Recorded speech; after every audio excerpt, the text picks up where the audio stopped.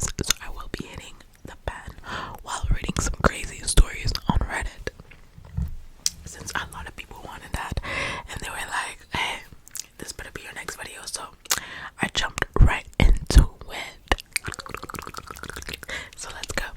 So some of these crazy stories, some of you guys might have heard it. Wink wink. Custom videos. If you have ordered custom videos, sometimes I use some of these stories. So if you know, you know. And I'm gonna be saying it for all of you guys today. But if you want custom videos, make sure to email me. You already know. And let's get into the video. First, I got my pen.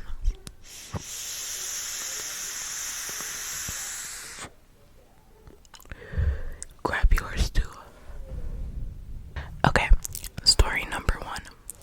When my best friend came out to me before I could say anything, I projectile vomited, not once but twice, right after she said the words, "I'm gay."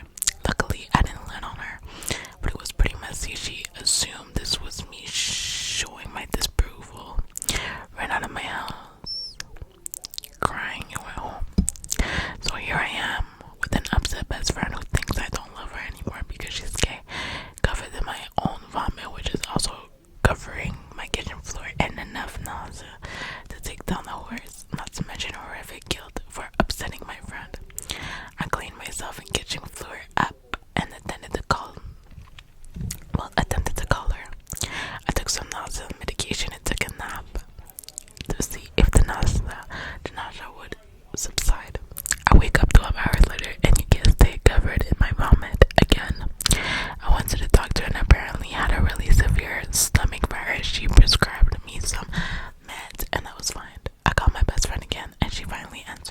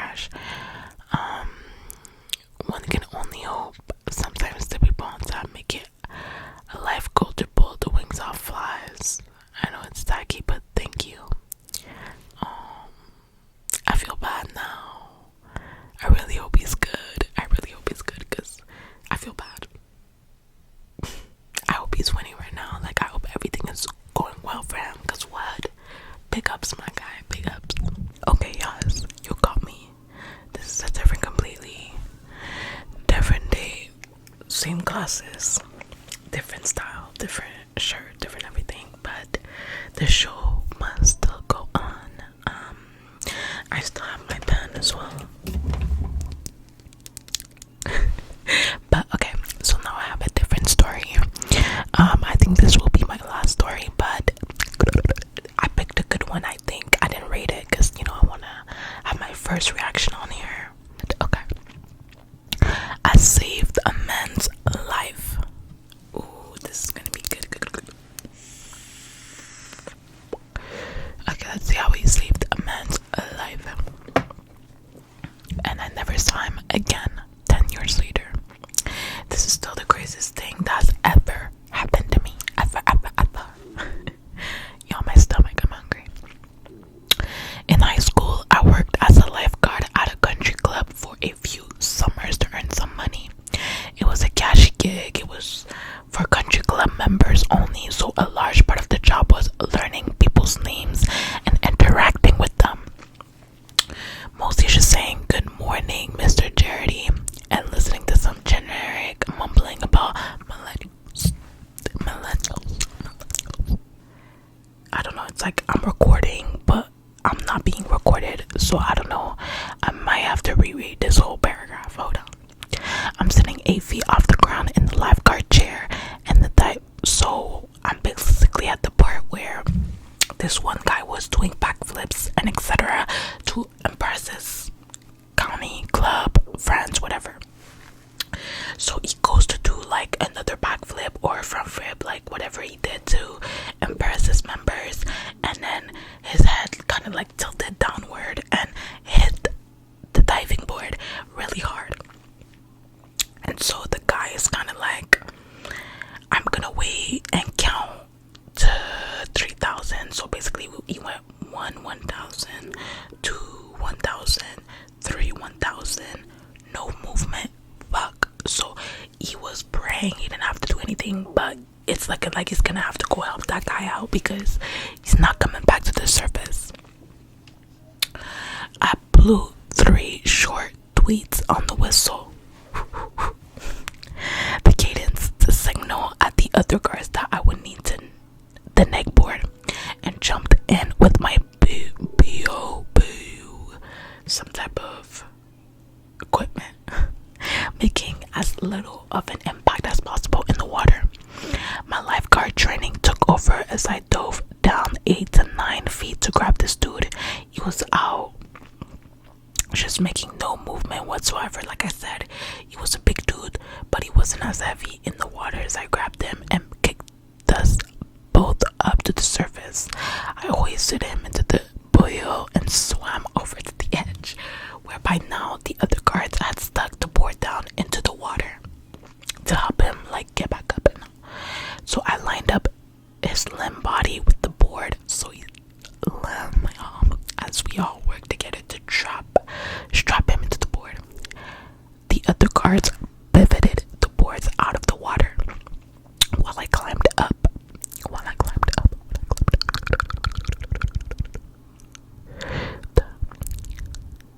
out, I took a half-second look around to a half dozen shocked faces, and it became clear to me that this was my show. Great. Still obeying my adrenaline-fueled rote memory of my training, I shouted for someone to call an ambulance as I made a decision. See, I thought he probably had a neck injury.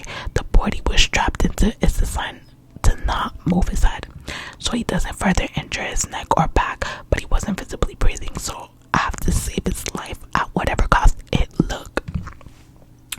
Or at least that's what my 16-year-old brain decided. So I started chest compressions. So he's literally a 16-year-old. So whatever you think, like what he's kind of saying is kind of crazy. Like it's my show, whatever. But you have to think he's a 16-year-old little boy, literally like saving this man. That literally, this is kind of crazy to me. So wait, let's see. So he started chest compressions. What they don't tell you about chest compression is that you are breaking shit. You can feel bones and cartilage cracking under your palms. It feels horrible. I still haven't been able to shake that feeling. What? I actually had no idea that bones are breaking while you're what? I didn't know. we are landing today. Okay. So I hate that feeling. Understandable. One round of 30, and then I did 2 breaths into his mouth. His head was already tilted back a bit from being in the board, so I didn't have to move his neck.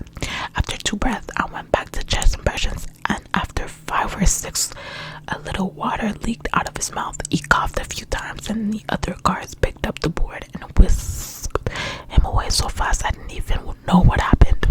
So this 16-year-old saving this man. I rolled over into the concrete, a tinnitus like ringing in my head. My heart racing, just he's basically feeling lots of adrenaline, just sitting there, taking it all in. I went into some trance as my teenage body struggled to deal with what just happened. Start to finish, it probably only took about 6 minutes, but it felt like a lifetime of stress and nauseous had built up in my body. I was walked over to the guard shack, dried off, and walked to the country's club. Nicer member buildings. Okay. The manager, who was a friend's dad and had gotten me to the job, sat down with me as we talked about what happened. I gave him the basic details, signed some documents, and was sent home for the day. Like I said, I was in some kind of trance and was operating on autopilot. I'm not sure how much sense I was making at the time, and it took me several hours to process what just happened. I came back to my shift a few days later, and I was told by another lifeguard that the guy was okay. I was thanked profusely by the member who brought him as a guest, but I never saw that guy again. This was still the craziest thing that has ever happened to me. I'm glad my instincts took over and remember my training. I might not have done everything exactly right, but I tried my best, and at the end of the day, he lived through it. I hope that guy's doing okay. And that's like a comment somebody said. You did absolutely everything right. I'm impressed. That's a fucking terrifying situation to be in, and you did really well. From the lifeguard to another, well done. They never really tell you how much like the CPR dummies are real chest feel, so they apart from the fact that there's no way to tell when to stop, how deep a compression is too deep, they warn you that you're going to break ribs, but nothing prepares you for the feeling. Damn. Y'all, this one life, like a day in the life of a lifeguard is what I mean. Like, I actually want to know like a day in the life of like multiple professions, to be honest. Like lawyers, even like judges. I want a day in the life just to see like what they go through during the day, because there's some crazy stories out there like this, and it's just like I want to know what y'all go through, because yeah, you guys really did that. You guys really did that.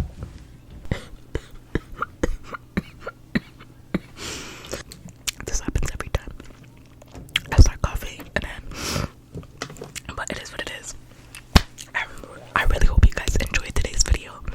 I really hope that you took your pen and started hitting it with me, reading the crazy stories with me, because it's always the funniest when you're high. Okay, anyways, if not, that's okay too.